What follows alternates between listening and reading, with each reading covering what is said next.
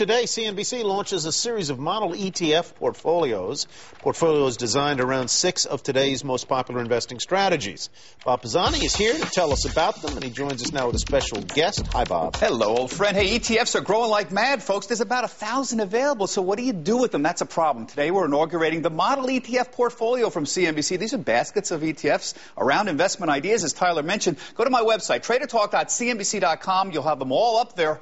Joining me now, Matt Hogan. He's the editor at indexuniverse.com, one of my gurus in the ETF business, along with Tom Lydon, ETF trends editor, and Fidelity investor Jim Lowell. These three guys assembled the portfolios. It took us 8 months to get this together. Tell me how you constructed this, and how is this going to help our viewers understand what's going on globally? Sure. I mean, it was a lot of work, but we decided what are the themes investors want to tackle, whether that's rising inflation, a bullish view, a bearish view, and then on each one we thought, what's the best way to play that? We would make the asset allocation decisions, then drill down and pick the best ETF in each category. Well, let's start with one. There's a portfolio on rising inflation. We get a lot of calls from people wanting to know, how do I protect myself against inflation? These ETFs in this portfolio is designed to protect you. How so? Well, let's talk about a few. So one that's in there is one that shorts the long treasury bond, right, which will inevitably, that position will most likely be profitable if inflation takes off.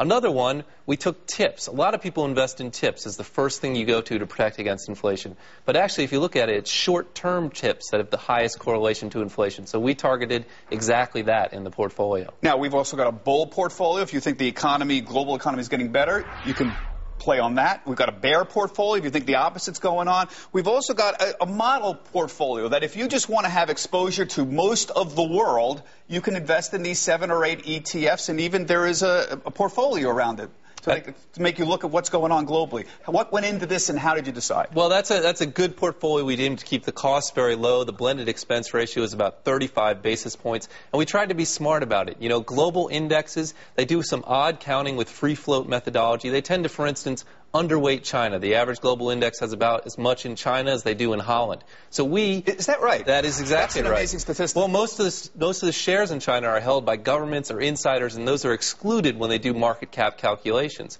So we upped that exposure through a direct China play to bring it back with a more rational, if you're ordering a single ETF that has a global perspective, you're actually underweighting China rather dramatically in most of these. In my opinion, right. You're tossing the same amount of money into China as you are into Holland, and I don't know anyone who would say that makes sense. Now, people want to know, how were you deciding what goes into these? The committee meets every month. I have nothing to do with it. I don't tell you what to put in, anything like that. You're totally outside recommendations here. You'll make changes occasionally depending upon how things are moving?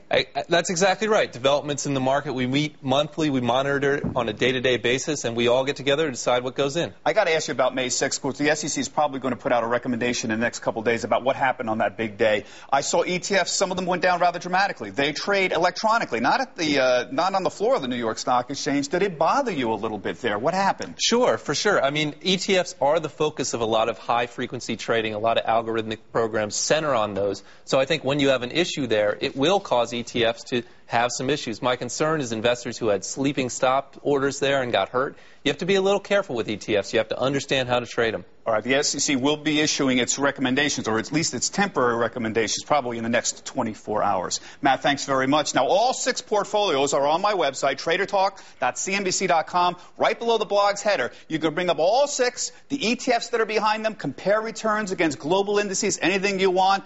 We're going to be doing this for a while now, and it's going to help our investors and our viewers a lot. Michelle and Sue, back to you. Terrific. Great idea, Bob. Thanks so much.